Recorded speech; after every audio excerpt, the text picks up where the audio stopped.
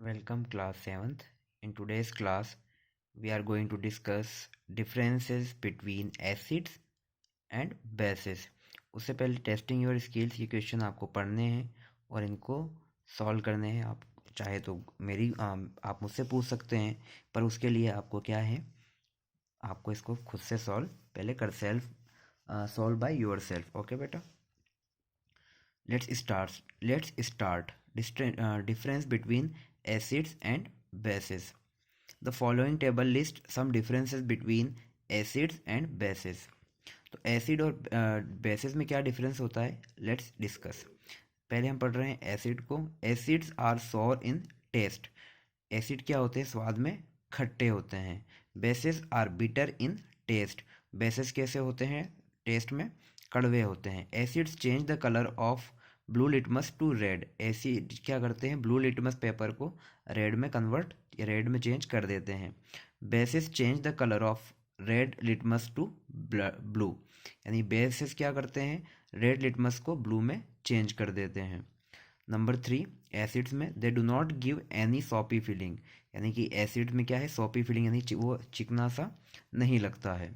When rubbed on fingers, basis में पढ़ रहे हैं। Number 3, when rubbed on fingers they give a soppy feeling. और जब आप बेसिस को अपनी फिंगर्स में रब करेंगे तो वो कैसा चिकना सा आपको फील होगा, सॉपी फीलिंग उसकी आपकी होगी। Acid change the colour of China rose indicator to magenta, यानी कि डार्क पिंक। एसिड क्या करता है, कलर चाइना रोज के कलर चाइना रोज इंडिकेटर का कलर कैसा कर देता है, मैजेंटा कर देता है, यानी कि डार्क पिंक में चेंज कर देता है। Bases change the colour of China rose indicator to green. जो बेसिस होते हैं वो चाइना रोज इंडिकेटर को कौन से कलर में चेंज कर देते हैं, ग्रीन कलर में चेंज कर देते हैं। Acids change the purple colour of red cabbage indicator to red. Acids क्या करते हैं, पर्पल जो आपका रेड कैबेज इंडिकेटर जो होता है उसको किस में चेंज कर देते हैं, पर्पल कलर से रेड में चेंज कर देते हैं।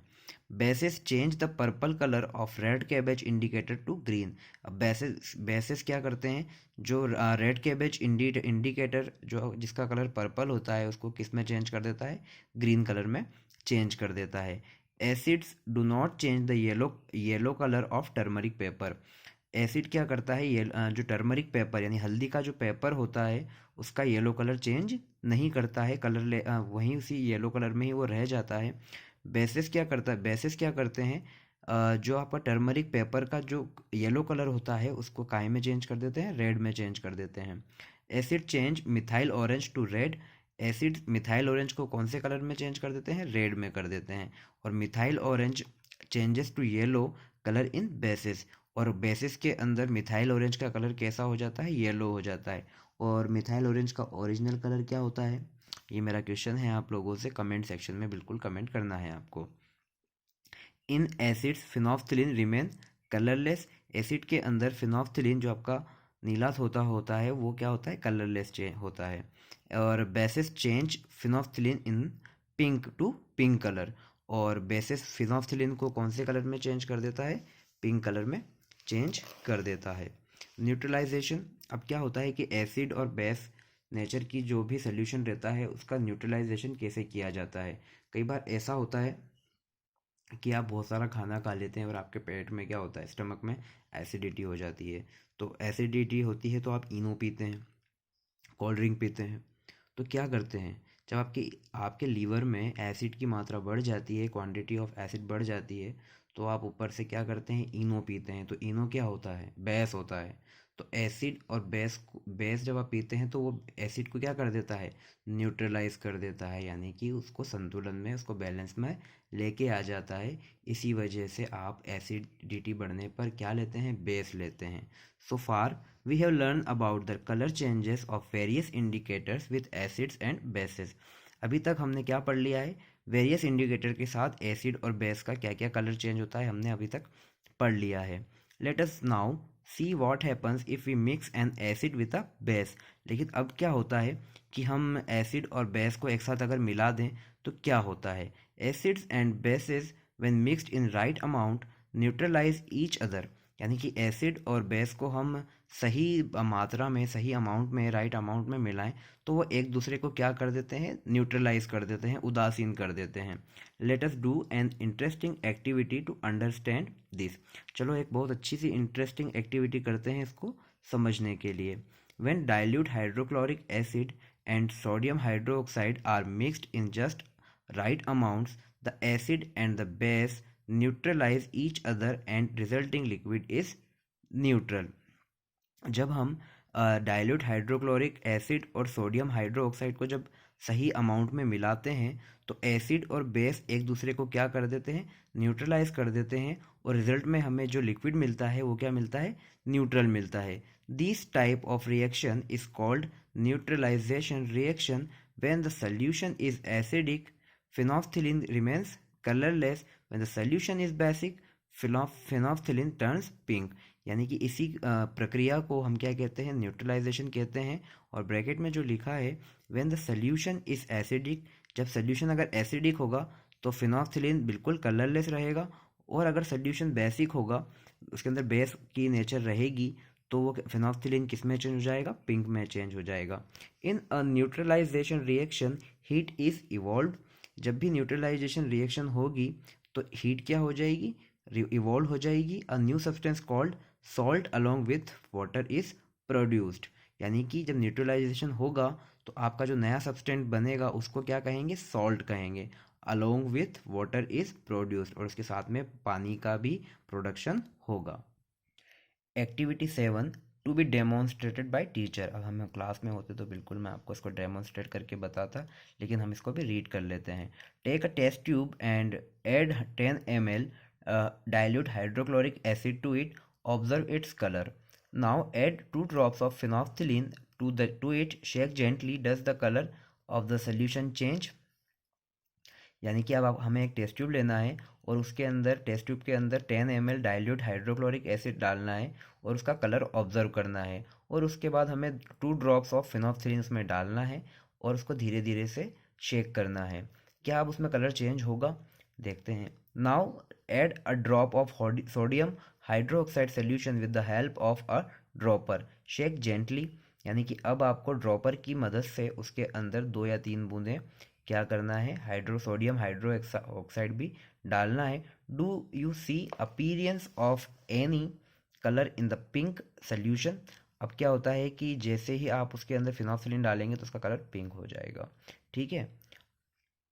Do you see appearance of any colour in the solution. Keep shaking till the colour of the solution becomes pink. यानी कि अब इसको आप जब तक आपको इसको शेक करना है, जब तक आपको इसका कलर क्या नहीं मिल जाए, पिंक नहीं मिल जाए। Add 1 drop of dilute hydrochloric acid to this solution. What do you observe? अब उसके अंदर आप थोड़ा सा क्या करें, एक ड्रॉप और डाइल्यूट हाइड्रोक्लोरिक एसिड की डाल दीजिए। अब आप क्या ऑब्जर्व करते हैं, is there any colour in is there any change in colour. क्या उसके कलर में कोई चेंज होता है। You will find that the solution become colourless. और अब आपको लगेगा कि क्या है कि जो सोल्यूशन का कलर है वो कलरलेस हो गया, उसके अंदर कोई कलर ही नहीं है। Now if you see again, if you again add a drop of solution in the test tube, it becomes pink. Touch the test tube from the bottom, it feels warm. What do you understand from this activity? अब जो आपने उसके अंदर एक और बूंद जो डाली है उसके बाद उसका सोल्यूशन का कलर वापस पिंक हो जाता है, और पिंक होता है और साथ में टेस्ट ट्यूब भी गर्म हो जाती है। क्यों, let's discuss. A reaction in which an acid combines with a base to form salt and water is called neutralization reaction in the above activity। जब भी हम एक रिएक्शन ऐसी होती है कि एसिड और बेस को हम मिलाएं तो वो किस फॉर्म में बदल जाता है, सॉल्ट और वाटर में बदल जाता है। इसी को क्या कहते हैं, न्यूट्रलाइजेशन रिएक्शन कहते हैं। In the above activity hydrochloric acid reacts with sodium hydroxide solution NaOH to form common salt and water. This is represented as follows. यानी कि आपका हाइड्रोक्लोरिक एसिड को क्या कहते हैं, HCl। सोडियम हाइड्रोक्साइड को NaOH कहते हैं। तो जब हम इसकी रिएक्शन करवाते हैं तो इन दोनों को मिक्स करते हैं तो Na के साथ क्या जुड़ जाता है, Cl, जो कि आपका NaCl होता है। कॉमन सॉल्ट को क्या कहते हैं, केमिकल में NaCl, और वाटर को कहते हैं H2O। तो ये हम यही अगर हम एक एसिड को और एक बेस को मिलाएं और अगर हमें एक सॉल्ट और वाटर मिले, इसी को हम क्या कहते हैं, न्यूट्रलाइजेशन कहते हैं। ठीक है बेटा। अब हम बात करते हैं the salt produced in neutralisation reaction में बी एसिडिक, बेसिक और neutral depending upon the acids and bases use during a reaction. जो भी सॉल्ट क्या होता है, प्रोड्यूस होता है न्यूट्रलाइजेशन की रिएक्शन में, शायद वो एसिडिक हो सकता है, बेसिक भी हो सकता है या फिर न्यूट्रल भी हो सकता है, पर किसके ऊपर डिपेंड है, जो आपका एसिड और बेस आप जो यूज़ कर रहे हैं रिएक्शन के अंदर, वो उसके ऊपर डिपेंड करता है। Use of neutralisation in the treatment of soil, farmer usually need to change the color of soil so their crops can grow well। यानी कि कई बार क्या होता है कि सॉइल की भी नेचर कैसी हो जाती है, एसिडिक हो जाती है ड्यू टू एसिडिक रेन, है ना। तो हो जाती है, तो उसको भी जो किसान होते हैं वो उसका क्या करते हैं, उसको भी ठीक करने की कोशिश करते हैं जिससे उनकी फसल अच्छे से उग सके। Certain plants do not grow well if the soil acidic. यानी कि अचानक प्लांट क्या होता है कि एसिडिक अगर सॉइल है तो नहीं उग पाते हैं। Soil may get acidic due to acid rain और by the use of excessive fertilisers.